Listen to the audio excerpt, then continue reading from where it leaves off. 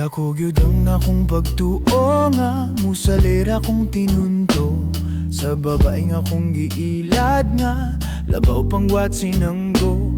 Ako siyang gihaylo-haylo sa gugmang palsipikado.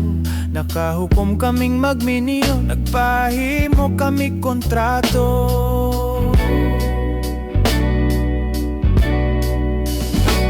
Wala gyud siya makaamgo sa daotang kong mga plano. Mikuha ko gabogado at torning palsipikado.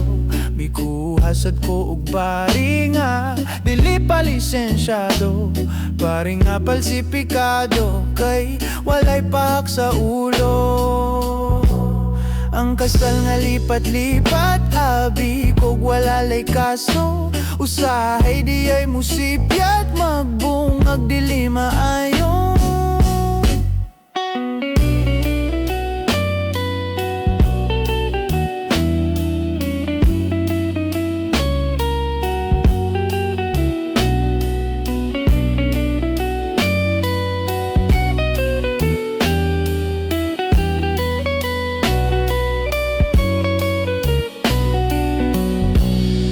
Kasal nga lipat-lipat, abi kog wala lay kaso. Usahay di ay musipyat, magbungag dili maayo.